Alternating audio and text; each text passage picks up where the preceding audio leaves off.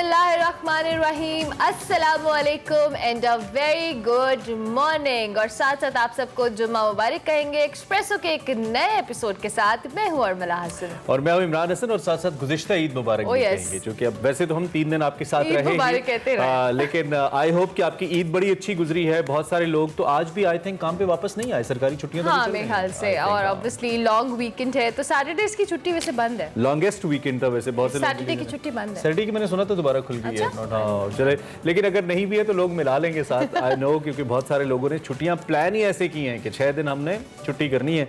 तो बड़ी अच्छी बात है जी, अल्लाह करे जो आने वाले दिन है वो भी आपके अच्छे से गुजरे। और एक चीज़ जो मैं अक्सर कह रहा हूँ कि वीकेंड्स पे ज़रा पब्लिक प्लेसेस पे जाते हुए बहुत ध्यान कीजिएगा, रश बहुत बढ़ जाता है और कोई मुश्किलात चैलेंजेस खासतौर पे फैमिली वाले लोगों को रहते हैं, क्योंकि फिर आपके प्लान्स खराब हो जाते हैं और फिर मूड खराब हो जाता है। और वैसे ही हम पाकिस्तानियों का मूड थोड़ा कम, सियासत में अच्छा खासा मूड हमारा खराब किया, वो जैसे ठीक होने लगता है कोई ना कोई ऐसी हैपनिंग होती है कि आपका मूड खराब ही हो जाता है। तो जनाब सियासत की अगर हम बात करें तो मई का महीना शुरू हो चुका है और गर्मी तो शदीद पड़ ही रही है, लेकिन उसके साथ साथ सियासी पारा जो अगर बात करें वो भी हाई होने लगा है। मई के को सियासी हवाले से अगर हंगामा खेज करा दिया जाए तो ये गलत नहीं होगा। साबिक वज़ीर आज़म इमरान खान एक बार फिर सड़कों पर आ चुके हैं। उन्होंने मई के आखिरी हफ्ते में इस्लामाबाद की तरफ लॉन्ग मार्च का ऐलान कर दिया है और हकीकी आज़ादी मार्च की तैयारियां शुरू हो चुकी हैं। इसका पहला मुजाहरा हमने चांद रात को देखा, बड़ी तादाद में लोगों ने इमरान खान को सपोर्ट किया, इज़हार यकजहती उनके साथ किया।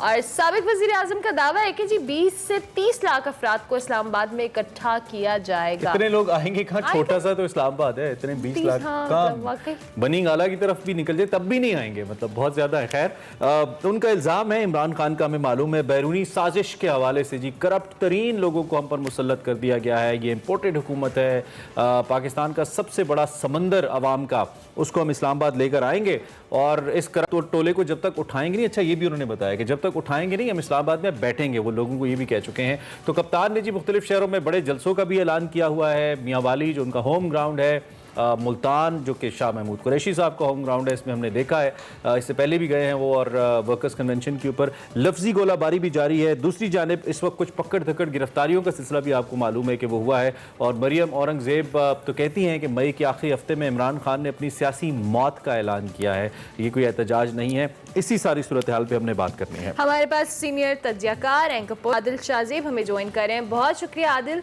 Thank you very much for joining us in espresso. I hope आपकी ईद अच्छी गुजरी होगी। लेकिन उसके साथ साथ आदिल, ऑब्वियसली ये जो सियासी टेम्परेचर है दिन ब दिन बढ़ रहा है और इतनी पॉलिटिकल हैपनिंग्स हो रही हैं। अब ये जो हकीकी आज़ादी मार्च के हवाले से इमरान खान साहब इस्लामाबाद की कॉल दे चुके हैं, इस हवाले से क्या लगता है आपको? लगता है कि ये जो आज़ादी मार्च जिसको इमरान खान साहब कह रहे हैं, ये इनके लिए जो 20 से 30 लाख लोगों को इकट्ठा करना है इस्लामाबाद के अंदर ईजी होगा? देखिए, मेरे ख्याल में बात अब इन मार्चों से आगे बढ़ चुकी है। जिस तरफ पॉलिटिकल ज़्यादा हो गई है और जिस तरफ ये बात जा रही है, मुझे खौफ है। और खौफ ये है कि कहीं सोसाइटी हमारी जो है वो वाज़े तौर पर 2 ग्रुपों में तकसीम ना हो जाए, तो उससे हमें बचना चाहिए। और उसके लिए मेरा ख्याल है, इसीलिए मैं गुफ्तगू का आगाज़ इसी से कर रहा हूँ कि पीटीआई की जो क़यादत है या पीएमएलएन की जो क़यादत है, दोनों पर बड़ी भारी जिम्मेदारी आयद होती है। क्योंकि खुदा न खास्ता अगर ये मुल्क है तो सियासत भी आप कर सकते हैं, होगा क्या? देखिए, अगर इमरान खान साहब जितनी बड़ी तादाद में लोग ले आए ना, इंतखाबात नहीं होने, इस हुकूमत ने आइंदा कम से कम 8-9 महीने तक मैं नहीं देख रहा कि ये इंतखाबात की तरफ जाएंगे। और दूसरी बात ये कि इलेक्शन कमीशन तो बड़े वाज़े अल्फाज में कह चुका है सुप्रीम कोर्ट में कि जनाब 6-7 महीने से पहले हम करा ही नहीं सकते इंतखाबात। तो इमरान खान साहब जो है वो उनके अपने जहन में भी है, और ये मैं इंफॉर्मेशन की बेसिस पे आपको कह रहा हूँ कि पीटीआई की क़यादत भी ये चाहती है अब कि इस साल इंतखाबात हो जाएं, चाहे वो नवंबर दिसंबर में क्यों ना हो, इसी साल हो जाएं तो उनके लिए भी बेहतर है और ये सबके लिए बेहतर होगा। तो खान तो है वो फिलहाल कोशिश ये कर रहे हैं कि अपना जो कोर सपोर्ट है, अपना जो वर्कर है, उससे एंगेज रखें किसी तरह, और ये फील हो कि जी सारा मुल्क जो है वो सड़कों पर है। आदिल, हुकूमत का तो ख्याल था कि इमरान खान का ये जो बयानिया है इम्पोर्टेड हुकूमत वाला या अमरीकी साजिश वाला, ये वक्त के साथ मध्यम पड़ जाएगा। ऐसा ख्याल जाहिर किया जा। फिर आपको पता है कि कौमी सलामती कमेटी के दो मीटिंग्स हुई, 2 सेशंस हुई और दोनों में इसको निगेट भी किया गया जो उनका इस हवाले से उनका जो दावा था। लेकिन उसके बावजूद बीइंग एन एनालिस्ट आपको क्या लगता है वक्त के साथ क्या वाकई जो टाइम गेन करेगी हुकूमत, ये बयानिया जो इंपोर्टेड हुकूमत का है ये मादूम होगा, या ये जैसा कि आपने कहा कि उनकी कोर सपोर्ट उनके साथ है, तो कोर सपोर्ट साथ रहने के बाकी लोगों की भी हमदर्दियां रहेंगी, इमरान खान का ये बयानिया प्रिवेल करेगा आगे? क्या लग रहा है आपको? देखिए, ये बयानिया, अगर इस बयानिए की थोड़ा सा डेप्थ में जाके बंदा देखे तो वही अमरीकी साजिश और इम्पोर्टेड हुकूमत। तो अमरीकी साजिश तो वैसे ही जो नेशनल सिक्योरिटी कमेटी के एलामिया बाद में आया और बड़े कैटेगोरिकली DGI SPR ने भी जो प्रेस कॉन्फ्रेंस की, उसके बाद उस गुब्बारे से तो हवा निकल गई है, लेकिन the damage has been done. Imran Khan worker है या जो सपोर्टर है वो सिर्फ इमरान खान को सुनता है। इमरान खान चाहे गलत भी हो, वो कभी उसे गलत नहीं कहेगा। वो कहेगा जी देखिए ना, इम्पोर्टेड हुकूमत, जो मस्जिद नबवी में जिस तरह का वाकया हुआ या जो यहाँ पे ये सब कुछ हो रहा है, अब इमरान खान ने जो कहना था वो कह दिया है। वो अब अपने कंटेनर पर चढ़कर वो देखते रहेंगे और उनके जो कारकुन है वो वही इम्पोर्टेड हुकूमत देखिए ना, जो भी ट्वीट आप इस वक्त ट्विटर पे करें, नीचे कमेंट्स में आप जवाब पढ़ते हैं तो लोगों ने आपको टैग करना शुरू कर दिया होता है इम्पोर्टेड हुकूमत के। तो you know what I am trying to say here कि इमरान खान का जो 3.5 सालों में परफॉर्मेंस और बैड गवर्नेंस की वजह से अपना कोर वोटर और सपोर्टर भी भाग गया था, वो उनके पास वापस आ चुका। अब मजीद जो लोग हैं जो कि अनडिसाइडेड वोटर होते हैं या ऐसे लोग जो कि लास्ट मिनट में डिसाइड करते हैं किस तरफ जाना है, वो मेरा नहीं ख्याल कि इमरान खान के पास जाएंगे, क्योंकि उन्होंने इमरान खान की परफॉर्मेंस की बेसिस पे वोट देना है जो 3 सालों में रही है। और उनकी परफॉर्मेंस जो है वो हम सबके सामने है। हम जिस तरह से यू नो इंडिपेंडेंट जर्नलिस्ट के तौर पर जिस तरह हम उनको क्रिटिसाइज करते रहे हैं, तो हकीकत में तो इलेक्शन जो है वो मंशूर पर और कारकर्दगी की बुनियाद पर होना चाहिए और होता है, लेकिन इमरान खान ने उसको बयानिया की जंग बना दिया। अब बयानिया की जंग में उनका अपना कोर सपोर्टर वापस आ गया है, उनका अपना वोटर वापस आ गया है, लेकिन जो वोटर वो मंशूर पर और परफॉर्मेंस पर वोट देता है, वो तो इमरान खान का जो भी बयानिया बन जाए वो इमरान नहीं वोट देगा। अच्छा आदिल, जिस तरह से आपने बात की, ऑब्वियसली जो एक बयानिया बनाया उसके तहत वो अपनी जो कैंपेन चला रहे हैं। अब आपने इससे पहले भी इमरान खान साहब लॉन्ग मार्च कर चुके हैं, धरना दे चुके हैं। आपको लगता है कि अब गैर मुअय्यना मुद्दत के लिए इमरान खान साहब अगर धरने का ऐलान करते हैं तो हुकूमत की क्या स्ट्रैटेजी होगी? क्या 2014 की तरह हुकूमत इसी तरह से इनको डी चौक में धरने की इजाज़त दे देगी, जो कि बकौल इमरान खान साहब के कि जब तक उनके मुतालबात या जो भी इलेक्शन का मामला है वो पूरा नहीं होता वो वहाँ से नहीं उठेंगे? तो हुकूमत की स्ट्रैटेजी क्या होगी कि उसको बेहतर खुश असलूबी के साथ अगर हम कहें तो इस चीज़ों को वाइंड अप कर दें? वो देखिए, मुझे लगता नहीं है, क्योंकि FIRों का मौसम तो ऑलरेडी शुरू हो गया है, विच इज अनफॉर्चुनेट। मतलब एक वाक़या अगर सऊदी अरब में होता है और यहाँ पर मौजूदा हुकूमत ने 2-3 FIRें बना दी हैं, गिरफ्तारियों का एक सिलसिला जो है वो भी हमने देखा, तो मेरे ख्याल में कि इसी तरह ये हुकूमत अगर करती है तो इससे एक चीज को तकवीयत मिलेगी कि पाकिस्तान में जो इंतकाम की सियासत है वो अनफॉर्चुनेटली खत्म नहीं हुई। अगर PTI अपने दौर में कर रही थी तो PMLN अगर अभी करती है तो मतलब यही हुआ कि इन दोनों जमातों में एटलीस्ट जब सियासी इंतकाम की बात होती है अपने मुखालिफिन के खिलाफ तो उसमें कोई फर्क नहीं। इमरान खान आके अगर बैठ जाते हैं, देखिए पिछले धरने और इस धरने में क्या फर्क है। पिछले धरने में ये था कि इमरान खान जो थे वो अपनी पॉपुलैरिटी के पीक पर थे, उन्होंने गवर्नमेंट में वो नहीं आए थे, लोगों को ये नहीं था पता कि इमरान खान अगर गवर्नमेंट में आए तो उनकी परफॉर्मेंस जीरो होगी या वो गवर्नर का होने नहीं है, वो पाकिस्तान के सबसे बड़े सूबे पंजाब को he will turn it into a mess through Usman. उस वक्त ये सारी चीजें नहीं थी।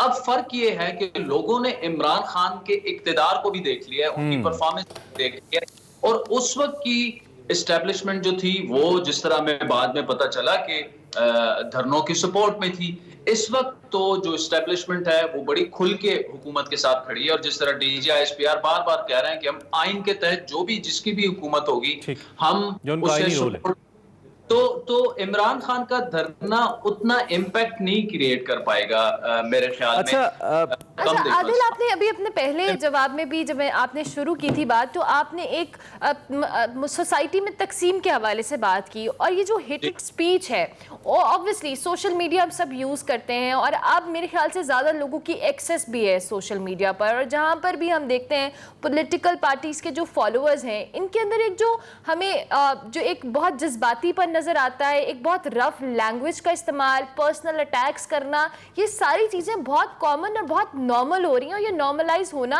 इटसेल्फ एक बहुत डेंजरस चीज़ है। एज एन ऑब्जर्वर ऑब्वियसली और एज ए तज्जियाकार, आपको लगता है कि सियासी जमातों को इस पर भी बहुत सीरियसली काम करने की ज़रूरत है कि वो अपने फॉलोअर्स को किस तरह से प्रोवोक करते हैं अपने खिताबात के अंदर, और जिस तरह से सोशल मीडिया के ऊपर वो एक दूसरे को तनकीद करते हैं, पर्सनल अटैक्स करते हैं, इस पर भी कोई स्ट्रैटेजी या प्लानिंग होनी चाहिए पॉलिटिकल पार्टीज की। Do you agree? देखिए, पॉलिटिकल पार्टीज तो तब प्लानिंग करेंगी जब पॉलिटिकल पार्टी इस सिचुएशन को एक्सप्लॉइट ना कर रही हो। हर तरफ आप अगर तहरीक इंसाफ को आप उठा के देख लें तो ये सब कुछ जो सोशल मीडिया पे हो रहा है, या जो खान साहब की स्पीचेस हैं, उसकी सिंपल एग्जांपल के देखिए, नूर आलम पर 3-4 ऐसे अटैक्स हो चुके हैं, वो बैठे होते हैं, लोग आ जाते हैं, तो ये इस सिचुएशन को फिर पीटीआई वाले ग्लोरीफाई करते हैं। हम देखते हैं वो ट्वीट्स करते हैं उनके बड़े अहम रहनुमा के, देखें ना जी अवामी रिएक्शन इस तरह से होता है। तो अगर वो उसको उस पर खुशियां मना रहे होते हैं तो उसको तो ये दोनों सूट करता है, तो क्यों इसके लिए बाकायदा मंसूबाबंदी करते हैं। और अनफॉर्चुनेटली अब हम जिसकी जानिब बार बार इशारा भी कर रहे थे और जिसका हमें खौफ भी था कि अगर आप लोग ऐसा कर रहे हैं पीटीआई वाले, तो 3-4 दफा तो लोग इग्नोर कर देते हैं, लेकिन फिर बाकी जमातें भी इसके में आपको उसी तरह जवाब देंगी। हमने फिर उसी नूर आलम ने, मुस्तफा नवाज खोकर ने, फैसल कुंडी ने फिर किस तरह का जवाब दिया एक होटल में, या फिर कासिम सूरी पर जो इस्लामाबाद में अटैक हुआ। ठीक है। अच्छा, भी इसका जवाब शुरू हो गया है, तो उनको वो उस पर खुशियां मना रहे हैं पीटीआई वाले, अपनी खुशियां। ये कतई तौर पे दूसरी। आदिल, टाइम कम है तो एक आखिरी सवाल का जवाब, क्योंकि वो बहुत जरूरी है, मुझे लगता है वो सबसे ज़्यादा ज़रूरी है, और वो है शहबाज हुकूमत के चैलेंजेस के हवाले से। मौशी चैलेंजेस बहुत बड़े हैं, सियासी चैलेंजेस बहुत बड़े हैं। सदर मुमलिकत अपनी जगह पे मौजूद, उनके रहते हुए कोई कानून साजी मुमकिन नहीं है, मवाक़सा उनका भी हो नहीं सकता, 2/3 मेजॉरिटी नहीं है। शहबाज हुकूमत के चैलेंजेस और मौजूदा सूरत हाल, इस पर क्या तबसरा है आपका? How do you see this in future, since you are saying कि ये 8-9 महीने इनका इरादा कम से कम नहीं है इंतखाबात कराने का? जी बिल्कुल, देखिए चैलेंजेस तो हैं। सबसे बड़ा चैलेंज इकोनॉमी, और फिर हमने चंद दिन पहले देखा कि सऊदी अरब का दौरा किया वफ्द के हमरा शहबाज शरीफ ने, फिर यूएई गए, और वहां से जो इतलात हैं, जहां तक चीजें फाइनल हुई हैं, तकरीबन $7 to $8 बिलियन की का जो एक पैकेज है, जिसमें डिफर्ड पेमेंट्स पर ऑयल फैसिलिटी है, या जो ऑलरेडी हमारे लोन्स थे सऊदी के साथ, उसका टाइम पीरियड उनको एक्सटेंड कर दिया गया है। तो इससे थोड़ा सा कुशन तो मिलेगा जरूर, लेकिन एक और चैलेंज जो है वो पेट्रोलियम प्रोडक्ट्स की कीमतें हैं। इमरान खान साहब जाते हुए जो एक नून लीग अपने लिए उसे एक टाइम बम करार दे रही है, जो सब्सिडी वो दे गए थे पेट्रोलियम प्रोडक्ट्स पर, वो बहुत ज्यादा कॉस्ट कर रही है कौमी खजाने को। तो ये एक चैलेंज तो होगा। अगर वो तेल महंगा कर देते हैं, लोग कहेंगे देखे ना जी इमरान खान साहब ने सब्सिडी दी थी और इन्होंने आके वो सब्सिडी हटा दी है। ये चैलेंज अपनी जगह मौजूद है, लेकिन नोइंग मेरे ख्याल में कि वो गवर्नेंस और इन मामलात में थोड़ा बेहतर कर लेंगे। आपको लगता है? ठीक है Adil, thank you very much, बहुत शुक्रिया, और आपको एक बार फिर ईद की भी मुबारकबाद। आदिल शाहजेब सीनियर साफ़ी और तज्जियाकार हमारे साथ मौजूद थे। एक चीज़ बहुत ज़रूरी है जिसको कह के हम ब्रेक लेंगे, और वो है पॉलिटिकल स्टेबिलिटी जब तक नहीं होगी, पॉलिटिकली इकोनॉमिक स्टेबिलिटी नहीं होगी, ये सब सियासतदानों को, सब पार्टियों को समझना चाहिए। इस मुल्क के लिए आप सियासत ज़रूर करें, थोड़ी सी political stability then economic stability आने दें, मुल्क को आगे चलने दें। मुल्क होगा तो सियासत होगी ना, सियासत होगी, बिल्कुल। इसी नोट पर हम ब्रेक लेंगे, ब्रेक के बाद हाजिर होंगे, आप देखते रहिए एक्सप्रेस।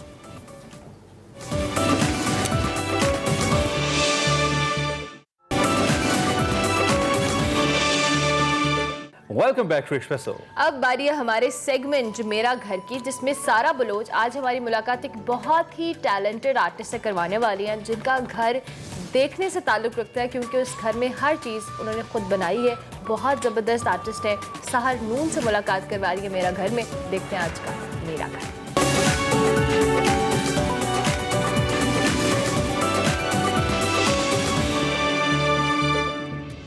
अस्सलाम वालेकुम नाज़रीन, मेरा घर की एक नई एपिसोड के साथ मैं हूँ सारा बलोच। दोस्तों, अगर हम बात करें आर्ट की, आर्ट क्या है? आर्ट एक एहसास है, एक एक्सप्रेशन है, एक नैरेटिव है, एक कहानी है। आज मैं आपकी मुलाकात एक ऐसी विजुअल आर्टिस्ट से करवाने जा रही हूँ who is so multi talented, यानी कि ऐसी कौन सी चीज़ें जो वो नहीं करती होंगी। हम बात करें फर्नीचर डिज़ाइनिंग की, हम बात करें इंटीरियर डिज़ाइनिंग की, हम बात करें रेकी हीलिंग की, you name it and she does it. जी हाँ, मैं बात कर रही हूँ सहर नून की, somebody who is a visual artist. आज हम उनके घर आए हैं, करेंगे कुछ दिल की बातें और जानेंगे कि सहर की क्या कहानी है जो वो कई अरसे से अपने कैनवस पे बिखेर रही हैं। आइए चलते हैं अंदर।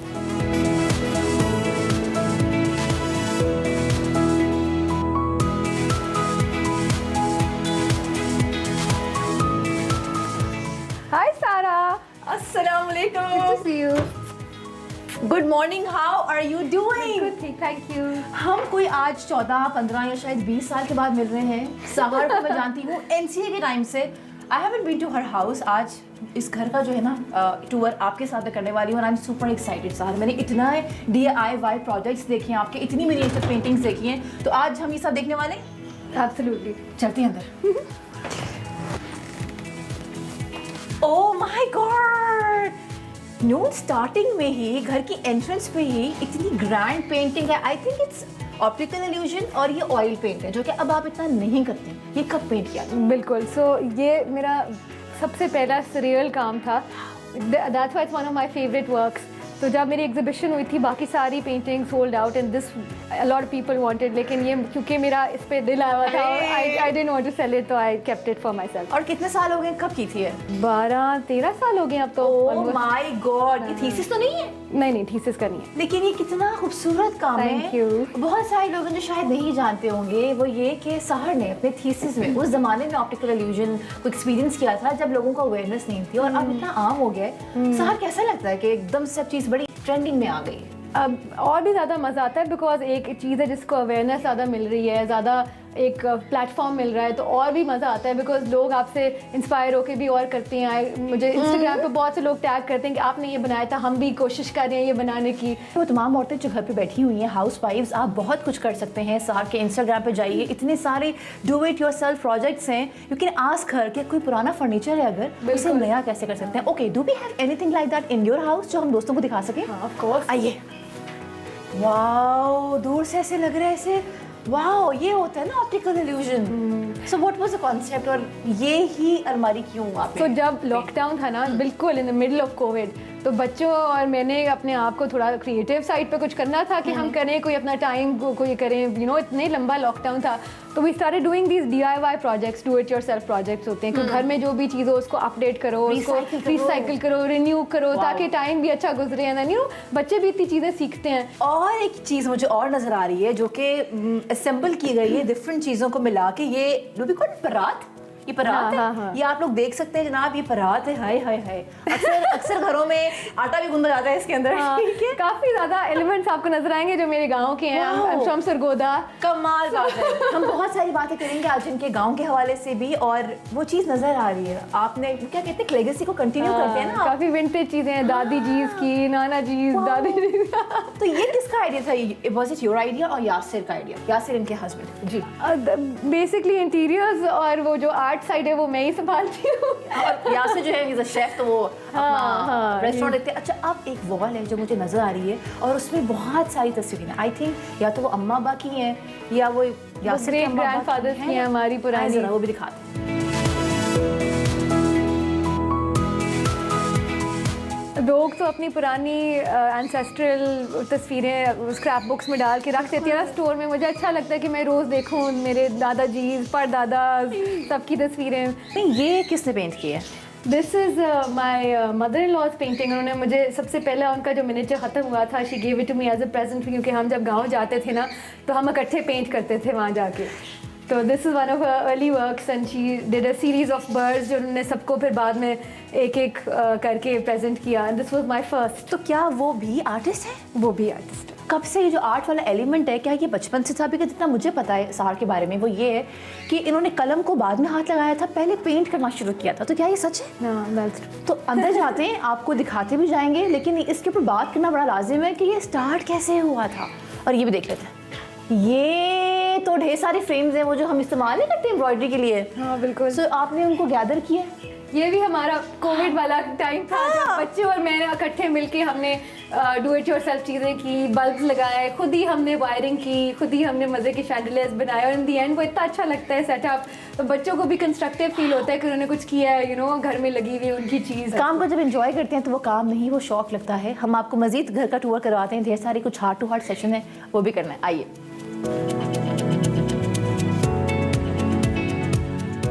ओ माय गॉड, मैं जाते जाते अंदर रुक गई हूँ क्योंकि मेरे सामने एक बहुत खूबसूरत सा शाहकार है। अगेन एक मिनिएचर पेंटिंग है और इसमें कुछ अलग ये है कि इसकी फील कारपेट जैसी है। दूर से देखो तो लगता है कि कारपेट है सामने, करीब आके देखो तो समझ में आता है कि ये तो पेंटिंग है। ड्राफ्टिंग के थ्रू किया आपने? ग्राफ पेपर पे किया हमने। ये क्या, ये कब किया था? ये कोविड के दिनों में किया था? ये उससे भी पुरानी बात है। तो ये ग्राफ पेपर हमने मंगवाया था और उसके ऊपर छोटे छोटे जो स्क्वायर्स होते हैं, पिक्सेल्स होते हैं, उनके अंदर हमने कलर फिल किया था। और ये भी बच्चों और मैंने इकट्ठे किया था। क्या किसी और का भी आर्ट घर में कलेक्ट करना शौक है? कौन कौन से आर्टिस्ट हैं? उधर गैलरी वॉल आइए जरा दिखाते हैं आपको।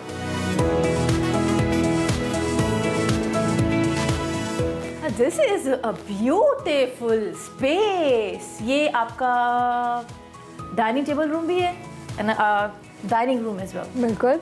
वाओ, अच्छा एक बड़ी इंपॉर्टेंट चीज़ है जो मैं जानना चाहती हूँ। हम जब बचपन में होते हैं ना सहर, तो उस टाइम पे हमें पता चल जाता है कि हमारा इंटरेस्ट क्या है।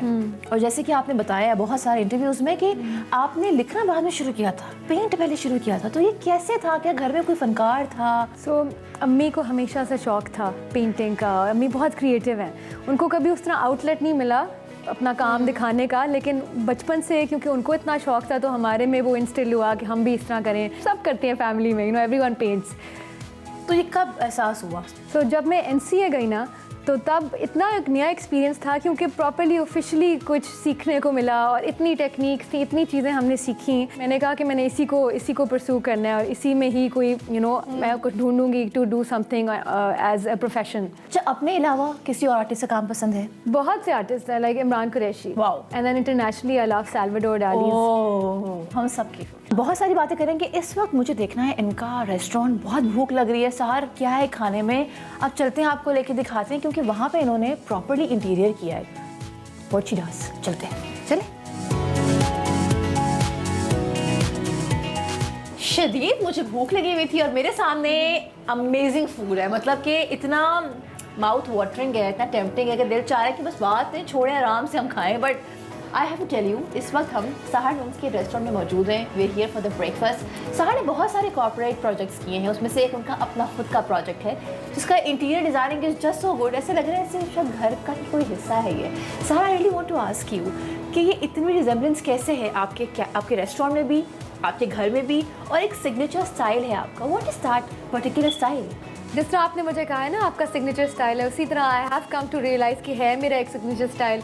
क्योंकि मैं मैक्सिमलिस्ट हूँ तो मैं इनकॉर्पोरेट करती हूँ काफ़ी ज़्यादा डिज़ाइन के एलिमेंट्स, लेकिन इन दी एंड मुझे ज़रा वाइब्रेंट कलर्स और उस तरह अच्छा लगता है। तो even with my corporate projects I get approached उन्हीं लोगों को जो उस तरह की वाइब चाहिए हो। एक टाइम था शायद वो अब मोनोटनी ब्रेक हो गई है कि पहले हम गैलरीज के थ्रू अपना काम एग्जिबिट करते थे, लेकिन अब मैंने देखा है इंटरनेशनली जितने भी आर्टिस्ट हैं, आई थिंक उनका जो इंस्टाग्राम है, उनका जो सोशल मीडिया, उनकी जो वेबसाइट है, दैट इज देयर गैलरी।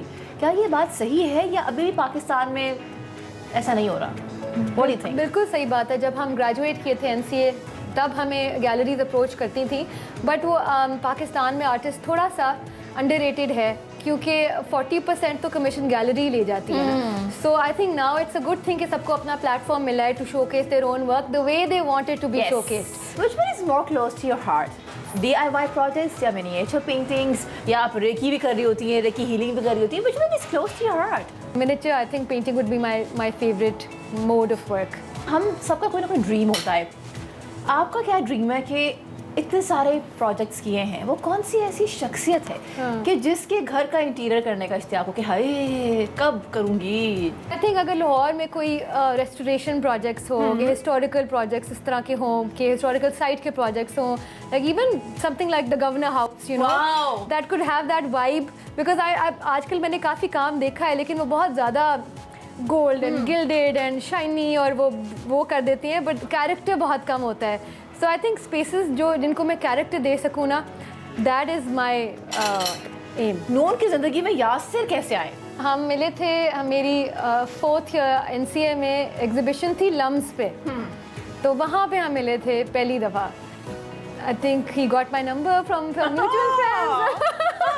पहली नज़र में प्यार हो गया यासिर को और फिर सिलसिला बढ़ा. फिर आज कितने साल हो गए? ऑलमोस्ट 14. अभी हम आपको लेके जाएंगे और आप खुद देखेंगे, विटनेस करेंगे कि इन्होंने एक बहुत बड़ी स्पेस को किस तरीके से एक आर्ट स्पेस में तब्दील कर दिया. Stay tuned.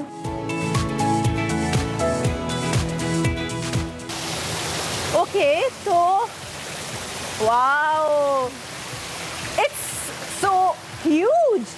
Okay, I think इसके ऊपर तो हम चढ़ भी सकते हैं, like this, of course, and like this, ये like this. Yes. So it's pretty cool. ये जो ऑप्टिकल इल्यूजन है, ये वाकई इल्यूजन है, and you simply get into it. Wow. इस पूरे प्रोजेक्ट को बनाने में कितना टाइम लगा था? तो इनिशियली तो मैंने प्लान किया हुआ था ना कि मैं 2-3 हफ्तों में ख़त्म कर दूंगी, बट फिर अनएक्सपेक्टेड रेन्स जब आ गई ना, इन द मिडल ऑफ, मैं इतना पेंट करके रुकी हूँ और एकदम से पता नहीं कहाँ से बादल आ गए. ये एक्रेलिक से या oil paint? I think oil है. This is oil paint and a lot of the colour is resin based. तो रेजन बेस्ड में वो पानी से ख़राब नहीं होता. कमाल है ये. अच्छा, पानी बारिश भी हो गई, खराब नहीं हुआ? नहीं हुआ, क्योंकि रेजन बेस्ड है ना. रेजिन बेस्ड से. अच्छा, अब मैं वहाँ जंप कर सकती हूँ? क्या करना है? I don't know if I can do this way. Yes, you can. But मजा आ रहा है मुझे तो बहुत. I love having noons, Sahar noons on the show. हमेशा जब भी इनसे बात होती है तो वो नून से होती है. नून NCA के बाद आज I felt great and I had a great time having you on the show. I'm so glad you came. I'm so glad we got to catch up after so long. So long. आज के show का feedback जरूर दीजिएगा. This is me, सारा Bloch signing out. देखते रहिए मेरा घर.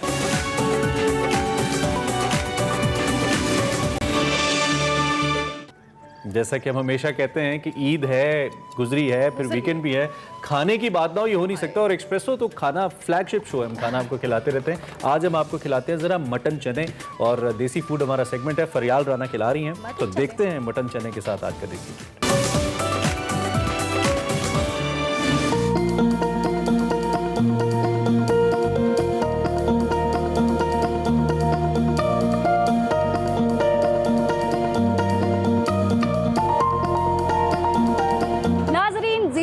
लाहौर ख्वाबों के शौकीन तो है ही, इसीलिए सुबह नाश्ते में वो चने बहुत शौक से खाते हैं, और चने भी उस जगह से जहां पर जायका और म्यार दोनों मिलते हों. आज मैं आई हूँ मीरा बाजार, जहां पर है उस्ताद मोता चने वाले. ये रोजाना के 200 किलो चने बनाते हैं. आए इनसे पूछते हैं कि इनके चनों की खास बात क्या है, जो लोग घंटों के तार में खड़े होकर इनसे चने खाकर जरूर जाते हैं.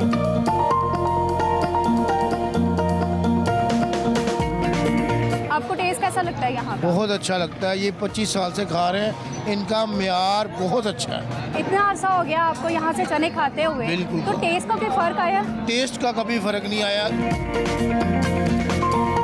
कितना अरसा हो गया आपको यहाँ से चने इधर से खाते हुए? तकरीबन हम लोग 7, 8, 10 साल से खा रहे हैं, और इसका टेस्ट बहुत अच्छा है, और लाहौर में इस जैसा टेस्ट नहीं है कहीं भी. खास बात क्या लगती है इनके चनों की? खास बात यह है कि क्वालिटी को मेंटेन रखा हुआ है अभी भी. और इस सबसे जो अच्छी चीज़ है इसमें कि जिस वक्त पूरे लाहौर में 50 के चने मिलते थे, इधर से 30 के भी मिल जाते थे. तो आपने कहीं और से चने खाए और यहाँ से खाए, टेस्ट का क्या डिफरेंस लगा? टेस्ट में यह है कि इनकी जो पकाने का तरीका मुनफरिद है थोड़ा सा, इस वजह से इसमें रश बहुत है इधर ना. आप कहाँ से आए हैं? मैं शाहबाग से आया हूँ. टेस्ट कैसा लगता है इनके चनों का? इनका टेस्ट बहुत अच्छा है, म्यारी चने हैं और सफाई भी बहुत इनके, और खाना भी टेस्ट मज़े वाला है. खास बात क्या लगती है इनके चनों की? खास बात इनके चनों की यही है कि लाइट मसाले हैं और टेस्ट इनका बहुत अच्छा है. कितना अर्सा हो गया यहाँ से चने खाते हुए? मेरा तकरीबन हो गया 16-17 साल तो हो गया. अच्छा, टेस्ट कैसा लगता है आपको? टेस्ट माशाल्लाह जब से पहले दिन के खाए हुए हैं ना वैसे ही आज ही है। खास बात क्या लगती है इतने इनके चनों की? खास बात यह है कि मेरे बच्चे खाते ही नहीं है इन चनों के अलावा। लाहौर में, पूरे लाहौर से लेकर पूरे पाकिस्तान में ना इतने ज़्यादा कुछ चने बेच सकता है तो ना कोई बेचेगा। अच्छा, मुझे ये बताएं कि आपको इनके चनों की खास बात क्या लगती है? इनकी चनों में खास बात ये, आम चने भी ले लें 50 रुपए के, 100 रुपए का, कुछ नहीं बनता।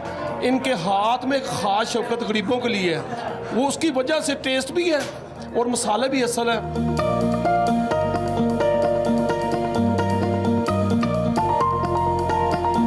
हमारे साथ मौजूद हैं यहाँ के ऑनर हसन काशिफ साहब। आप मुझे बताएं ये काम सबसे पहले किसने शुरू किया था? ये काम मेरे दादाबू ने 25 साल पहले स्टार्ट किया था और मैंने उनको रिसेंटली 5 ईयर पहले ज्वाइन किया। जब आपके दादाजी ने ये काम स्टार्ट किया था तो इसी सेटअप से शुरू किया था? थोड़ा सा पीछे दुकान थी 25 साल पहले, तब सिर्फ उन्होंने 5 किलो चने से स्टार्ट किया था। आपने इतना बड़ा पतीला चनों का रखा हुआ है, डेली कितने चने बनाते हैं? ये राशिल्ला पाक का शुक्र है और हम रोज़ाना के 200 केजी चने बेच लेते हैं। डेली के 200 किलो चने बनाना बहुत मुश्किल काम है। ये बनाता कौन है और कितना टाइम लग जाता है? ये मेरे दादाबू बनाते हैं और शुरू से वो ही बनाते आ रहे हैं और चना को बनाने के लिए टाइम तकरीबन 4 से 5 घंटे लग जाते हैं। चनों की पकाई कितने बजे शुरू कर देते हैं? रात को 12 बजे के बाद वो इसकी तैयारी स्टार्ट कर देते हैं और फजर तक ये रेडी हो जाते हैं। मतलब कि इनका जो मसाला वगैरह तैयार करना, उसके बाद मिक्स करना और फिर इसको अच्छे से रेडी करने के तकरीबन 5 से 6 घंटे लग जाते हैं। आपके चनों की ऐसी क्या खास बात है जो लोग घंटों इंतज़ार करते हैं आपसे चने खरीदने के लिए? चनों की खास बात यह है कि इसको 25 साल पहले मेरे दादाबू ने स्टार्ट किया था और आज भी वही खुद इसको तैयार कर रहे हैं। और जो क्या नाम लेते हैं, हम मसाले अपनी निगरानी में तैयार करवाते हैं और ख़ुद इसकी पिसाई करा के इसको चनों में इस्तेमाल करते हैं। और इसके अलावा जो हम चने इस्तेमाल करते हैं वो देसी चने इस्तेमाल करते हैं जो कि क्वालिटी में एक नंबर होते हैं, जिसकी वजह से हमारे चनों का टेस्ट डिवेलप है और लोग हमारे चनों को पसंद करते हैं। माशाल्लाह इतना रश है आपके पास और लोग दूर दूर से आपके पास चने खाने आते हैं। कभी आपने सोचा कहीं और भी ब्रांच बनानी चाहिए? दादाबू ने कभी सोचा ही नहीं दूसरी ब्रांच का, क्योंकि हम सब का फोकस इसी शॉप पे है और हमने इसी यहाँ के टेस्ट को डेवलप किया हुआ है। इसकी वजह से हमारे पास अल्हम्दुलिल्लाह लोग दूर दूर से नाश्ता करने के लिए आते हैं और हमें ज़रूरत ही नहीं पड़ी दूसरी ब्रांच के अभी तक। आपकी शॉप की टाइमिंग क्या है? हमारी शॉप सुबह फजर के बाद ओपन हो जाती है और हम फजर के बाद चने सेल आउट करना शुरू कर देते हैं और 12:30-1 बजे हम फ्री हो जाते हैं। नाजरीन, मेरे लिए आ गया है यहाँ का मज़ेदार सा नाश्ता जिसमें है तिलों वाले नान, मुर्ग चने और ठंडी चाटी की लस्सी। इसको ट्राई करते हैं।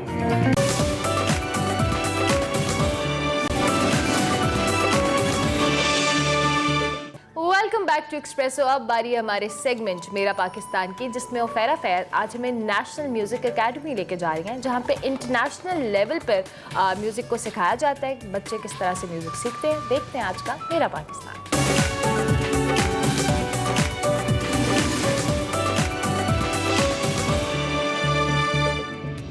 अस्सलामुअलैकुम नाजरीन, अच्छा गाना और मौसीकी रूह की ग़िज़ा है। आज के सेगमेंट मेरा पाकिस्तान में मैं पाकिस्तान की पहली बैनुल-अक़वामी मेयार के मुताबिक बनी एकेडमी में आई हूँ, जहाँ पर मौसीकी सिखाई जाती है।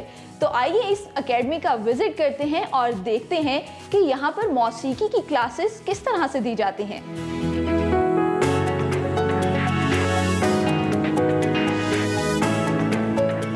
नाजरीन, नेशनल म्यूज़िक एकेडमी में इस वक्त मैं मौजूद हूँ जैम रूम के बाहर, लेकिन अंदर यहाँ पर हो रही हैं वेस्टर्न वोकल्स की क्लासेस। तो अंदर चलते हैं और यहाँ पर कुछ स्टूडेंट्स भी मौजूद हैं, उनसे भी बात करते हैं और सेशन भी लेते हैं। मैं आ चुकी हूँ वेस्टर्न वोकल्स की क्लास में और यहाँ पर सेशन चल रहा है। स्टूडेंट भी बैठे हैं तो इनसे बात करते हैं हम लोग। वालेकुम अस्सलाम, how are you? I am fine, what about you? I am good, अल्हम्दुलिल्लाह। तो मुझे ये बताओ कि कितने अरसे से यहाँ पे क्लासेस ले रहे हो? I think it's been a couple of months, I think 2 months, 2 महीने हो गए अप्रॉक्स। या ठीक है, तो क्या इम्प्रूवमेंट आई है? अच्छा, मैं असल में मेरे ना वोकल्स में एक मसला ये था कि मैं ना स्केल्स को कभी मैच नहीं कर पाता था। ठीक है। मतलब कि जो इंस्ट्रूमेंट चल रहा है मैं उस पर अपने वॉइस को मैच नहीं कर पाता था, लेकिन thanks to my amazing teacher Wajahat भाई, now I am getting better. ठीक है, तो अभी आपसे हम कुछ सुनते भी हैं, लेकिन हम चलते हैं इनके टीचर की जानिब, वजाहत बेग। और अगर आप लोगों को इनके बारे में नहीं पता तो मैं बताती चलूँ, आइमा बेग जो पाकिस्तान की बहुत मशहूर सिंगर हैं, उनके ये भाई हैं। तो इनसे हम बात करते हैं और ये भी पूछेंगे इनसे कि आइमा को गाना सिखाने में इनका कितना हाथ था। अस्सलाम वालेकुम। वालेकुम अस्सलाम। वजाहत कैसे हैं आप? मैं ठीक हूँ, आप देखें, आप बताएं कैसी हैं? मैं बिल्कुल ठीक ठाक। तो मुझे ये बताएं कैसा एक्सपीरियंस है नेशनल म्यूजिक एकेडमी का? दिस इंस्टीट्यूट बेसिकली तो बहुत ही अमेजिंग इंस्टीट्यूट है। लाइक यहाँ पर वो चीज़ें मैंने एक्चुअली आकर देखी हैं जो कि हम लोग देखते हैं कि लाइक पाकिस्तान में हमको नहीं मिलती। अच्छा। मतलब कि ऐसा टैलेंट खास तौर पे, मतलब कि टैलेंट यहाँ पे जितना है माशाल्लाह हमारे पाकिस्तान में बहुत ज़्यादा टैलेंट है, लेकिन बिल्कुल गुम था, मतलब कि बिल्कुल गायब था। ये वो इंस्टीट्यूट है जो कि ऐसे टैलेंट को ऊपर लेकर आ रहा है। तो आपको कितना टाइम लगता है एक स्टूडेंट के अंदर से उसका रियल म्यूजिशियन बाहर निकालने में? ये इट डिपेंड्स ऑन स्टूडेंट कि वो किस तरह म्यूजिक को लेते हैं, ये उनकी सेंस पे डिपेंड करता होता है। बिल्कुल। तो वजाहत, आइमा आजकल पाकिस्तान में छाई हुई है, ना सिर्फ पाकिस्तान में, हर जगह वो गाने गाती हैं। तो मुझे ये बताएं, उनको गाना सिखाने में आपका कितना हाथ था? हमने बेसिकली शुरू से हम दोनों बहन भाइयों ने ही स्टार्ट किया था सारा कुछ।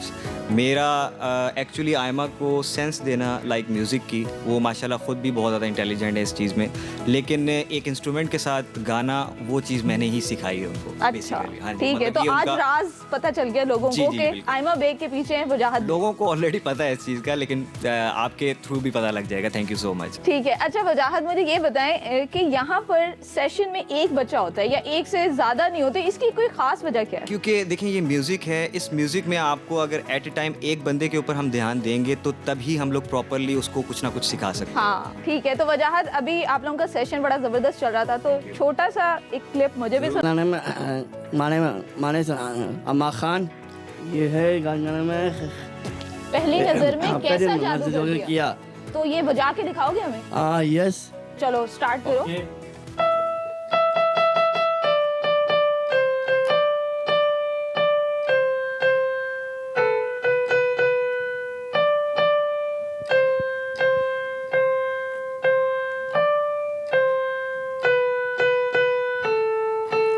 Thank you so much. अब हम आपके टीचर से बात करें? ओके। चलें जी, अब इनके टीचर से बात करते हैं। अस्सलाम वालेकुम। वालेकुम अस्सलाम। क्या हाल चाल है आपके? अच्छा, सबसे पहले मुझे ये बताएं कि आप यहाँ पे पियानो कब से सिखा रहे हैं? ऑलमोस्ट 1.5 साल हो गए, 1.5 से 2 साल हो गए हैं सिखाते हुए। और ये पीछे एक कोर्स आउटलाइन है पूरी पियानो क्लास की, तो इसमें क्या क्या चीज़ें होती हैं? इसमें मेनली देखें जो आपकी साइन लैंग्वेज होती है, जो म्यूजिक नोटेशन है, उसको फॉलो करते हुए एक पूरी कोर्स है, उसको हम सिखाते हैं यहाँ पे। तो अब मुझे आप कुछ सुना दें सुरीला सा।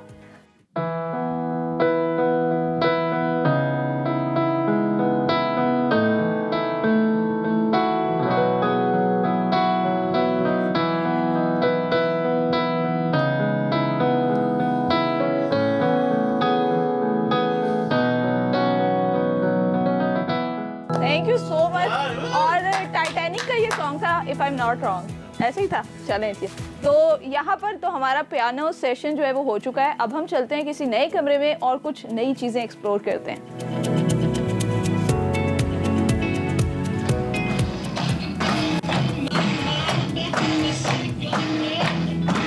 व्यूअर्स, जैसे कि आप लोग देख रहे हैं, यहाँ पर ड्रम की क्लासेस हो रही हैं और यहाँ पर मेरे साथ छोटे छोटे बच्चे भी हैं और सबसे छोटी ये बच्ची है, इससे हम बात करेंगे। अस्सलामुअलैकुम। वालेकुम अस्सलाम। क्या नाम है आपका? मेरा नाम रामीन उमर है। रामीन, मुझे ये बताओ कब से सीख रहे हो ड्रम्स? मैं 1 ईयर से सीख रही हूँ। तो कितना अच्छा बजा लेते हो? बहुत अच्छा। बहुत अच्छा बजा लेते हो? तो बाकी जो आपके 2 क्लास फेलोज हैं उनको कंपटीशन दे दोगे टफ? दे दूंगी। हाँ भाई दे देंगे, हमें तो कोई इशू ही नहीं है। सर क्या नाम है आपका? बाबर शकील। कितना अर्सा लग जाता है सीखने में? ये डिपेंड करता है बच्चों की एबिलिटी पे, उनके टैलेंट पे कि कौन कितना टैलेंटेड है। तो आप हमें कुछ सुना दें जरा। जी ठीक है, मैं भी सुना दूँ। और मैं भी जरा 2-3 बजा के देखती हूँ। यहाँ पे आपको कोई बच्चा नज़र नहीं आ रहा, तो ये फैसिलिटी आप अपने घर बैठ के भी ले सकते हैं। अब हम सर से जानते हैं क्या क्या सिखाते हैं ये।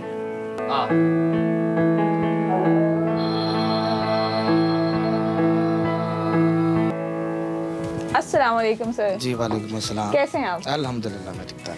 सर यहाँ पे ईस्टर्न वोकल्स की क्लासेस हो रही हैं? जी बिल्कुल जी, ईस्टर्न वोकल्स चल रहा है। और ये जो क्यूट सा बच्चा है जिसने हमें ज्वाइन किया हुआ है क्लास में, ये कहाँ से है?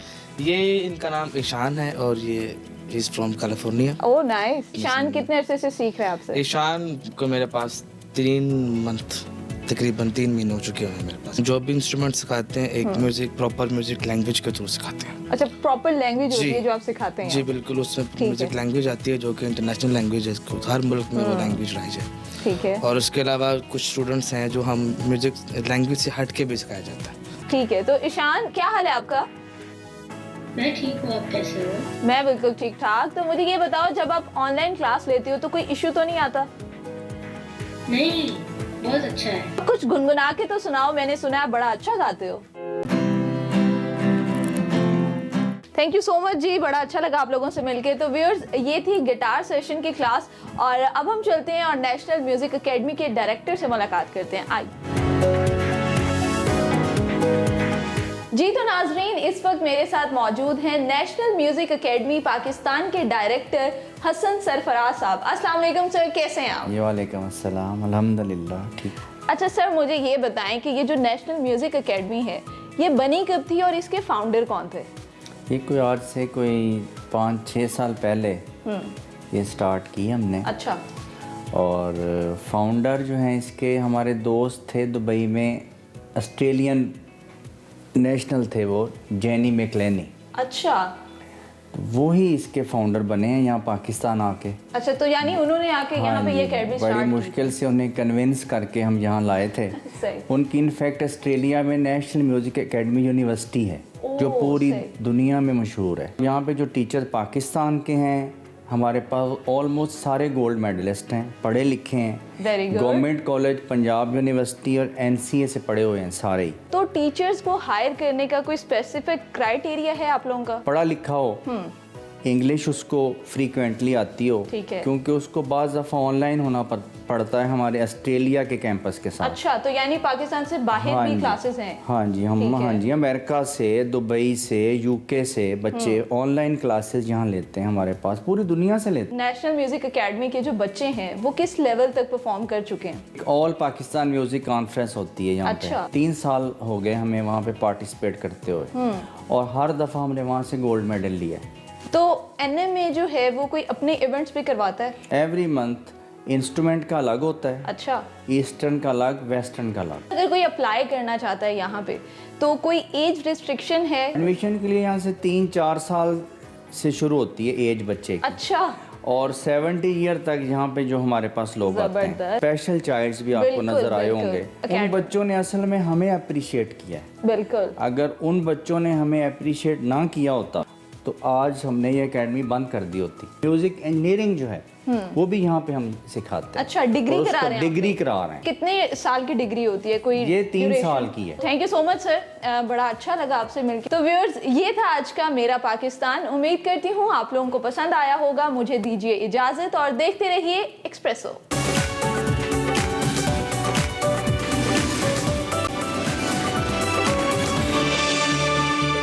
Welcome back to Expresso. अब वक्त हुआ चाहता है हमारे सेगमेंट साइंस एंड टेक का, जिसमें इनफेक्ट आज हम बात करेंगे कि जो खलाई मलबा है, इसकी जो बाकियात हैं, उससे ज़मीन को किस हद तक नुकसान हो सकता है। बड़ा अहम मौजू है, सो देखते हैं आज का साइंस एंड टेक। अस्सलाम वालेकुम, मैं हूं वकार अहमद और आप देख रहे हैं science and tech. Science and tech में आज हमने 2 अहम मौजूआत पर बात करनी है। पहला मौजू तो ये है कि रात के वक्त आसमान पर एक ट्रेन सी नज़र आती है स्टार्स की। उसके हवाले से बहुत सारे लोग तो जानते हैं कि वो सैटेलाइट इंटरनेट कॉन्स्टलेशन है SpaceX की, लेकिन बहुत सारे लोग जो है तशवीश में मुब्तला हो जाते हैं कि ये मालूम नहीं क्या चीज़ है और इस कदर ट्रेन और मुकम्मल कतार में वो सितारे नज़र आते हैं। और दूसरा ये है कि कुछ लोग उसको एलियन से या कोई खलाई मखलूक है या कोई दुश्मन मुल्क है जो जासूसी कर रहा है, या मतलब मुख्तलिफ आरा होती हैं लोगों की। बहुत सारे लोग जानते हैं कि ये SpaceX का प्रोजेक्ट है जो कि 2014 में बेसिकली स्टार्ट हुआ पूरी दुनिया को इंटरनेट प्रोवाइड करने के लिए। तो इस पे बात करते हैं। और दूसरा हमारा अहम तरीन मौजू ये है कि जो सोलर डेब्रीज है या जो खला में जो मलबा हम फेंक रहे हैं वो किस हद तक ख़तरनाक है। तो सबसे पहले बात करते हैं SpaceX के हवाले से। SpaceX ने 2014 में ये प्रोजेक्ट स्टार्ट किया था पूरी दुनिया को इंटरनेट प्रोवाइड करने के लिए और हाई स्पीड इंटरनेट प्रोवाइड करने के लिए। अभी भी दुनिया में 50% जो है इंटरनेट नहीं है, ऐसी जगह हैं। तो ये बेसिकली बुनियादी जो मकसद है वो तो ये है। और इसका एक पूरी कॉन्स्टलेशन, पूरा एक जाल बुनना था। और इस वक्त तक दिसंबर 2021 तक तकरीबन 1892 सैटेलाइट्स जो हैं वो लो अर्थ ऑर्बिट LEO जिसको कहते हैं वहाँ पहुँचा दिए गए हैं और उन्होंने वर्किंग भी स्टार्ट कर लिया। बहुत सारे ममालिक ऐसे हैं और जिसमें से मोस्टली यूरोपियंस हैं जिनको ये इंटरनेट जो है प्रोवाइड किया जा रहा है, इंटरनेट सर्विस जो है ये प्रोवाइड की जा रही है। तो सबसे पहले इंटरेस्टिंग जो एक सवाल पैदा होता है वो ये है कि हम बैठे होते हैं किसी जगह पे रात के वक्त और अचानक हमारी नज़र पड़ती है और इस तरह की एक ट्रेन नुमा चीज़ स्टार्स की वो हमें दिखाई देती है आसमान पे। लेकिन अगर हम पहले से तैयार हों, हमें पता हो कि किस वक्त उसने तलू होना है, किस वक्त उसने हमारे ऊपर से गुजरना है, तो ये ज़रा अच्छा हो जाएगा, बच्चे भी देख लेंगे। तो इस हवाले से वेबसाइट है, SpaceX की अपनी वेबसाइट है। वैसे तो आप गूगल के प्ले स्टोर में कई ऐसे ट्रैकर हैं जो कि ISS को आपको बता सकते हैं कि किस वक्त आपके सर के ऊपर से ISS गुजरेगा, इंटरनेशनल स्पेस स्टेशन, या ये जो SpaceX का ये जो ट्रेन है ये कब ऊपर से गुजरेगी। लेकिन जो सबसे बेहतर है वो ये है कि जो वेबसाइट है SpaceX की, आप वहाँ पे जाएं और आप बेसिकली गूगल करें SpaceX Starlink सैटेलाइट ट्रैकर, और इस गूगल करने के बाद इस वेबसाइट पे जाएंगे तो ये वेबसाइट जो है आपकी लोकेशन के हिसाब से आपको एग्जैक्ट बताएगी कि कितने बजे किस साइड से कितनी डिग्री ऊपर ये तलू होगा, ये जो ट्रेन है स्टार्स की SpaceX की, और उसके बाद ये किस जगह पे जाके ख़त्म होगा और कितनी डिग्री ऊपर एलिवेशन यानी कितनी डिग्री आपको ऊपर नज़र आएगा। तो इस हवाले से आप बच्चों को ये दिखा सकते हैं और ख़ुद भी देख के ऑफ कोर्स महसूस हो सकते हैं। अब बात करेंगे सैटेलाइट्स की जो कि तादाद में ज़्यादा से ज़्यादा होते जा रहे हैं और ये मोस्टली जो है LEO यानी लो अर्थ ऑर्बिट पे हैं। इसके हवाले से बहुत सारी तशवीश भी पाई जाती है, बहुत सारे ऐसे नज़रियात भी पाए जाते हैं कि ये हमारे लिए किस हद तक नुकसानदेह है। यानी अगर इतना डेब्रीज और इतने सैटेलाइट्स जो हैं लो अर्थ ऑर्बिट पे होंगे तो उससे हमें क्या नुकसान हो सकता है। तो सबसे अहम प्रॉब्लम तो लाइट पोल्यूशन का है और लाइट पोल्यूशन का ये जो प्रॉब्लम है ये खुद स्पेस साइंटिस्ट्स को इनका सामना करना पड़ रहा है, क्योंकि वो ज़मीन पर बैठकर जो रेडियो टेलीस्कोप या ऑप्टिकल टेलीस्कोप इससे जो आसमान का मुताला करते हैं उस लाइट पोल्यूशन की वजह से वो एक डिस्टॉर्शन आ रही है। तो सबसे ज़्यादा डिस्टर्ब तो बेसिकली फ़िलहाल तो ये खुद हो रहे हैं। दूसरा सबसे अहम जो मसला है वो सोलर डेब्रीज का है, खलाई मलबे का है। यानी जो एक मलबा है खला में लो अर्थ ऑर्बिट पे स्पेशली, ये क्या करने जा रहा है। इसमें से सबसे पहले तो हम देखेंगे कैस्लर सिंड्रोम को। कैस्लर जो है एक नासा के साइंटिस्ट थे जिन्होंने 1978 में एक थ्योरी दी थी। कैस्लर का ये जो थ्योरी है ऑफ कोर्स ये पेचीदा है, लेकिन इसको सादा तरीन अल्फाज में हम ये कह सकते हैं कि कैस्लर ये कहते हैं कि जितना ज़्यादा डेब्रीज या जितना ज़्यादा सैटेलाइट्स बेसिकली हम लो अर्थ ऑर्बिट में भेजेंगे और उनकी डेंसिटी बढ़ेगी तो इससे इम्कान बढ़ेगा, प्रोबेबिलिटी बढ़ेगी उनके आपस में टकराने की। और अगर दो सैटेलाइट्स आपस में टकराते हैं तो एक डेब्रीज एक मलबा सा जो है वो क्रिएट होगा और वो भी उसी स्पीड के साथ उसमें ट्रैवल कर रहा होगा। लेकिन इससे एक इम्कान और ज़्यादा बढ़ जाएगा कि कोई और भी उससे टकरा सकता है। जब कोई और उससे टकराएगा तो ऑफकोर्स उससे ज़्यादा और ज़्यादा डेब्रीज पैदा होगा। उसके बाद ये इम्कान बढ़ता चला जाएगा और किसी वक्त में बहुत ज़्यादा जो है टकराव और इस तरह का एक इवेंट हो सकता है। अब सवाल ये पैदा होता है कि ये जो जंग क्रिएट होगा ये जंग क्या नीचे आएगा? बिल्कुल आ सकता है क्योंकि ये लो अर्थ ऑर्बिट है जिसकी वजह से ओवर द टाइम उनकी स्पीड स्लो होकर वो री एंटर हो सकते हैं। लेकिन री एंट्री पे उनका असर वही होगा जो नॉर्मली हम आसमान की तरफ देखते हैं तो एक टूटता हुआ हमें सितारा नज़र आता है। तो इस तरह का जितना भी डेब्री है वो नीचे तक तो नहीं पहुंच सकता, इस हवाले से तो कोई ख़तरा नहीं है। लेकिन इस वक्त भी इसकी तादाद इतनी है कि ये अगर जब ये स्टार्ट होगा नीचे आना तो इसको सैकड़ों हज़ारों साल लग सकते हैं। आपको जस्ट एक ओवरव्यू देने के लिए कि लो अर्थ ऑर्बिट पे इस वक्त 2900 ऑब्जेक्ट्स हैं जो कि 10 सेंटीमीटर से बड़े हैं।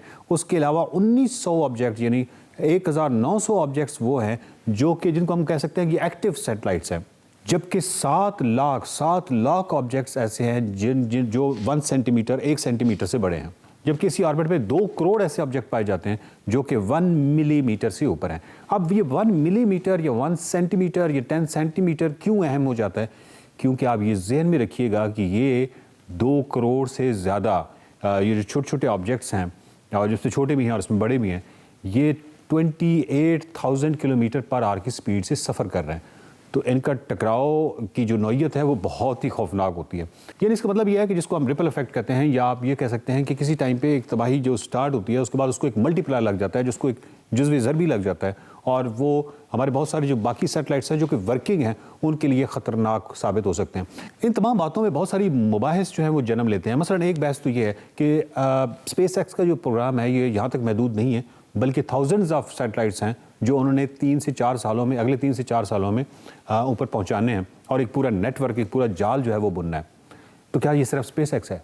नहीं, ऑफ कोर्स इसमें चाइनीज़ भी होंगे, चाइनीज़ अब भी आगे जाएंगे, उसमें जापानीज़ भी आगे जाएंगे, उसमें कैनेडियन स्पेस एजेंसी भी मुतहरक होगी।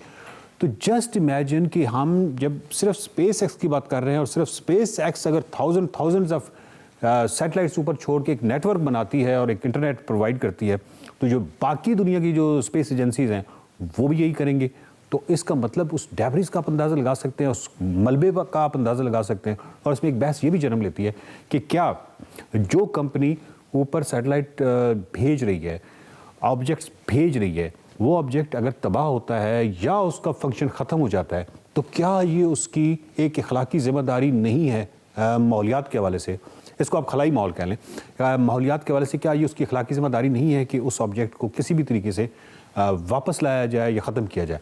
मसला ये है कि ये इतना महंगा काम है, किसी भी ऑब्जेक्ट को जो 28,000 किलोमीटर पर आवर की स्पीड से एक ऑर्बिट में सफ़र कर रहा है, उसको ख़त्म करना या नीचे लाना कि इतनी कास्ट का तस्वर भी नहीं किया जा सकता। तो फ़िलहाल तो ये दौड़ है जिसमें हज़ारों सैटेलाइट्स जो है ऊपर पहुँचाने हैं, और उसके बाद ये हज़ारों सैटेलाइट्स जो ऊपर जाएंगे तो ये किस तरह की सिचुएशन क्रिएट करते हैं, हमारी अगली नस्लें जो हैं उससे किस तरह मुतासर होती हैं, या आगे जाके जब ये सूरत हाल बहुत पेचीदा होती है तो साइंटिस्ट जो हैं वो इसका क्या हल निकालते हैं, ये एक सवाल है।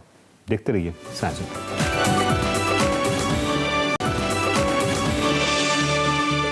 एक्सप्रेसो में आपको एक बार फिर से खुशामदीद। अब देखते हैं हमारा segment over a cup of coffee, जिसमें हमना खालिद मुलाकात करवा रही हैं पोलो चैंपियन असरा से। कुछ बातें की उन्होंने, देखते हैं over a cup of coffee. अस्सलाम वालेकुम। Over a cup of coffee में मैं हूँ आपकी होस्ट हमना खालिद। लेकिन पोलो ग्राउंड में मैं ज़रूर हूँ, लेकिन पोलो मुझे बिल्कुल भी नहीं खेलने आती। ये मेरी लाइफ की शायद फर्स्ट टाइम है जो कि मैंने एक इतने प्रोफेशनल हॉर्स के ऊपर बैठ के, जो कि इसरा का है, फीमेल पोलो प्लेयर हैं, तो उनका इंटरव्यू करेंगे, एंजॉय करेंगे। लेकिन मैं थोड़ा बहुत इसलिए घबरा रही हूँ क्योंकि मैं बिल्कुल भी पोलो नहीं खेल सकती। आइए चलते हैं। रिशान हमारे साथ हैं। अस्सलाम वालेकुम। अस्सलाम वालेकुम, कैसे हैं आप? बिल्कुल ठीक। सबसे पहले तो यार मैं आपसे सुपर इम्प्रेस्ड हूँ आपकी प्रोफाइल देख के, और सबसे पहले ये देख के कि आप फर्स्ट वन है इस्लामाबाद में जो कि पोलो की प्लेयर है, first female, right? Yes, to represent Islamabad national level पे। बिल्कुल ऐसे ही है। तो यार कितना मुश्किल था आपके लिए ये चूज़ करना है, यू नो, कि पोलो मैंने खेलना है? ऑनेस्टली जब शुरू में मैंने स्टार्ट किया था तब नहीं लग रहा था कि इतना मुश्किल होगा, वो तो बाद में जाके समझ आया कि इट्स रियली टफ। क्योंकि मैं अभी आपसे डिस्कस करती हूँ कि ऑफ एयर कि यहाँ पे एकेडमी वगैरह तो है नहीं कि आपको कोई ट्रेन वगैरह करें? नहीं, यहाँ पे हमारे पास कोई पोलो का कोच नहीं है। राइडिंग की यस फैसिलिटी है यहाँ पे, लेकिन अगेन आपको पोलो खेलने के लिए प्रॉपर ट्रेनिंग चाहिए होती है। एंड ऐसा नहीं है कि अगर आपको राइडिंग आती तो आपको पोलो भी आ जाएगी। पोलो की आपको प्रॉपर ट्रेनिंग चाहिए होती है, जो कि हमारे पास यहाँ पे आज से जिसकी कोई फैसिलिटी मौजूद नहीं है कोचिंग के लिहाज से। कितना मुश्किल है पढ़ाई के साथ अपना पोलो की ट्रेनिंग और इस सब को मैनेज करना? ऑनेस्टली मैंने जब स्टार्ट किया था तो काफ़ी मुश्किल था, कंसिडरिंग मेरे पास ओ लेवल्स में 13 सब्जेक्ट्स थे, लेकिन फिर मैनेज तो करना पड़ा था। तो मैं सुबह की उठती थी सुबह के 6 बजे, यहाँ पे आती थी, प्रैक्टिस करती थी, सीधा स्कूल और बस फिर पढ़ाई। फिर अक्सर मैं दोबारा शाम में आती थी घोड़ों को चेक करने के लिए कि सब ठीक है, घोड़ों की डाइट सही जा रही है, उनकी तबीयत ठीक है। क्या बात है। तो अगर मैं ये पूछूँ लास्ट वन रिगार्डेड पोलो कि कितना आपको फैमिली सपोर्ट था? क्योंकि एक देसी थिंग होती है ना कि आपने अच्छा सा पढ़ना है, अच्छी सी सेटलमेंट करनी है और दैट्स इट। बहुत कम फैमिली में होता है। जब आपने कहा यार अब तो मैंने पोलो सीखना है, सबसे डिफरेंट वन जो कि है ही नहीं इधर पाकिस्तान में तो कॉन्सेप्ट। सपोर्ट तो है, लेकिन ऑफ कोर्स मेरे पेरेंट्स बहुत डरते हैं जब मैं पोलो खेलती हूँ, क्योंकि इट्स वेरी रिस्की स्पोर्ट, बहुत डेंजरस है एंड बहुत सीरियस फॉल्स होती हैं, क्योंकि आपको पता है गेम इतनी इंटेंस एंड फास्ट है। तो लेकिन उनको फिर उन्होंने भी देखा कि ये पैशनेट बहुत है, तो I think my passion convinced them. बिल्कुल ऐसे ही। तो यानी वो अब आपको सपोर्ट कर रहे हैं, घबराते हैं लेकिन उनको है कि बहुत घबराते हैं एंड अगर मैं पोलो छोड़ू भी तो दे वोंट माइंड। अच्छा, लेकिन आपने छोड़ना नहीं है। नहीं, लेकिन अच्छी बात है। आप बहुत सी आगे आने वाली जितनी भी यंग जनरेशन है उसमें हम भी हैं और आगे जो आ रही हैं आप उनकी इंस्पिरेशन है, और मुझे भी बहुत अच्छा लगा जब मैंने आपकी प्रोफाइल देखी।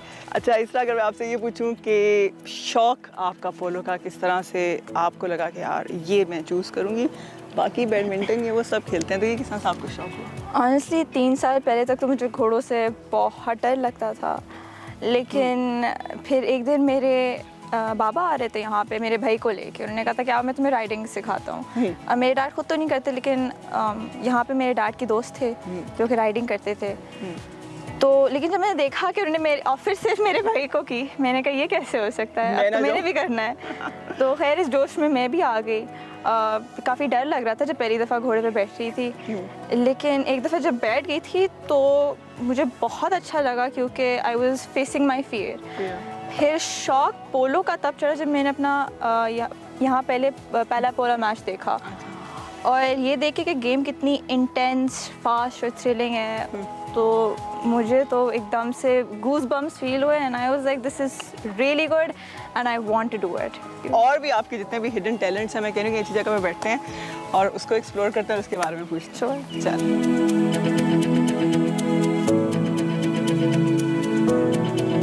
अच्छा, मैं जब आपके बारे में पढ़ी तो मैंने देखा कि आप फ्रेंच लैंग्वेज में शायद आपने कोई कोर्स या डिग्री ली हुई है, सही है? जी, I am the youngest Pakistani to secure DELF B2 degree in French, which is considered to be one of the most tough degrees of French in the world.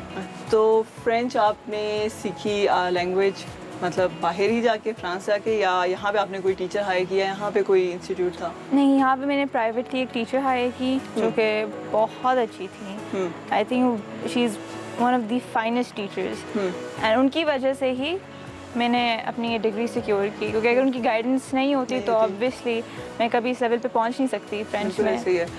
French और पोलो, ये कंपैरिजन, फ्रेंच आपको, अब जैसे पोलो को तो आपको शौक हो गया या आपको शौक था, तो फ्रेंच आपने किसी की ख्वाहिश पे किया या आपको था कि यार अब ये भी कुछ मैं कर लूँ? अपनी मदर की ख्वाहिश पे। उनको हमेशा से था कि इसको कोई ना कोई फॉरेन लैंग्वेज आए, तो उन्होंने मुझे फिर कहा कि इसरा I think you should start learning French. तो 11 साल की एज पे मैंने स्टार्ट किया फ्रेंच और अब अल्हम्दुलिल्लाह आई एम फ्लुएंट। तो अगर मैं आपसे कुछ वर्ड्स, अब हमें तो ऑब्वियसली नहीं समझ आएगी लेकिन सीख तो सकते हैं ना, है ना? तो अगर मैं आपसे कुछ वर्ड्स पूछूं तो क्या क्या होंगे? सबसे बेसिक तो हेलो ही होगा। बोंजूर। अच्छा, बोंजूर। फिर माय नेम इज़ इसरा, je m'appelle इसरा। ठीक है, अब आ जाते हैं आपकी हॉबी पे, सिंगिंग। तो आराम स्टेप मैं आराम से आ रही हूँ। सिंगिंग किस तरह से आपको इंटरेस्ट हुआ? आप ये कह देना कि अब ये ना कह देना फादर का शौक था, कुछ अपना बताओ। नहीं, शौक मुझे शुरू से था सिंगिंग का, लेकिन मुझे जो आवाज़ बहुत शौक था भाई, बहुत। लेकिन जो आवाज़ है वो डैड से मिली है। देखा, मेरे फादर की बहुत अच्छी आवाज़ है। तो उसके बाद ऑब्वियसली खुद भी बहुत शौक था, तो मैं गाना गाती रहती थी।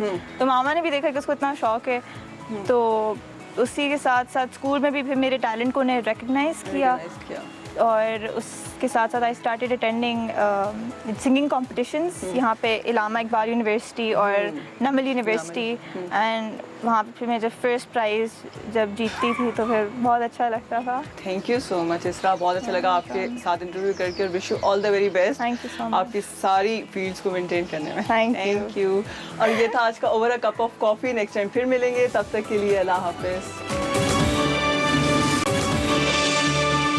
Welcome back to special program का आखिरी हिस्सा है तकरीबन इख्तिताम की जानिब और हमारा सिलसिला होता है एक्सरसाइज का। आज भी खुशी भट्ट हमारे साथ मौजूद हैं, सो ओवर टू यू खुशी, देखते हैं आज आप क्या करा रही हैं। Thank you Urmila, thank you Imran. So guys, आज मैं आपको आर्म्स की एक्सरसाइज बताऊंगी, ठीक है? देयर वुड बी 4 एक्सरसाइजेज जो आप दोबारा में भी कर सकते हैं, एज अ फिनिशर भी कर सकते हैं। अगर आपने अपने अपर बॉडी एक्सरसाइज कर ली है, उसमें एंड पे आपने फिनिश करनी है अपनी अपर बॉडी, फिनिशर होता है जो इन दी एंड आप एक्सरसाइज की करते हैं, तो वो हम टबाडास करते हैं या we do different exercises for the burnout. So guys, हम आर्म्स की बर्नआउट करेंगे। सो हमारी जो फर्स्ट एक्सरसाइज है वो सीटेड होगी, seated on your knees, kneeling hammer curls, inhale, exhale. ये थोड़ा आइसोलेशन में चला जाएगा, ठीक है? ये core will be more engage. आपने टमी को टक्ड इन रखना है, ठीक है? हिप्स टाइट रखने हैं। On your knees, knee should be hip width apart and chest should be upright, ठीक है? Inhale as you pull the weight up, exhale as you flex your arm. सारे मुझे पूछते हैं कि इनहेल एक्सहेल क्यों करते हैं? क्योंकि इसमें कॉन्ट्रैक्शन, एक्सटेंशन, फ्लेक्शन अच्छी होती है, आपका मसल और स्ट्रॉन्ग होता है, and it will improve your basically core strength and back strength as well. So guys, second exercise is in squat position, जिसमें हम bicep curls करेंगे, breathe in, इसमें और isolation में चले जाएंगे muscles, and we're engaging our core as well, stomach is in, and same way inhale and exhale on the bottom, inhale on the top and exhale on the bottom. Third exercise is kickbacks, guys. You have to lean forward, Slightly bend your knees, hips towards the wall, hinge and pull your elbows up and extend your arms back. As you extend your arms, आपने exhale करना है और squeeze करना है arms को, ठीक है? Inhale, exhale, inhale, keep your chest upright. Make sure slouch ना करें आप guys. Extend, inhale and extend. Stomach should be tucked in. And then last exercise is on the floor guys. You need to lie down. अगर आप beginner हैं आप light weight use कर लें, ठीक है? वैसे 5 kg is very good. Extend your arms. Arms should be right above your chest and extend. And exhale on the top. Elbows move नहीं होंगी, सिर्फ वो flexion देगी और extension देंगी, ठीक है? सिर्फ forearms move होंगे towards your forehead. Inhale and exhale. ये triceps की exercise है. पहले 2 हमने biceps की थी. And squeeze your arms on the top. Inhale and exhale. जो beginners हैं वो light weight use कर लें, ठीक है? ये 4 एक्सरसाइज हैं आर्म्स की जिसके आपने 30 रेप्स करने हैं. 3 to 4 राउंड्स करने हैं. हर राउंड के बाद आपने 1 मिनट रेस्ट लेना है. ये फिनिशर है, ये आप टबाटा में भी ही कर सकते हैं. सो इन द एंड आपने ये करना है. So try these exercises at home and give us your feedback guys. Take care. अल्लाह हाफ़िज़. थैंक यू वेरी मच खुशी, सुबह सुबह अच्छी सी एक्सरसाइज बताने के लिए. जनाब एक्सरसाइज हमने आपको बता दी. अब हम आपसे इजाज़त लेंगे. हाँ कर लीजिएगा, इजाज़त लेंगे. पीर के रोज़ अब आपकी मुलाकात होगी हमसे. हमें फीडबैक ज़रूर दीजिएगा हमारे सोशल मीडिया हैंडल्स पर. अल्लाह हाफ़िज़.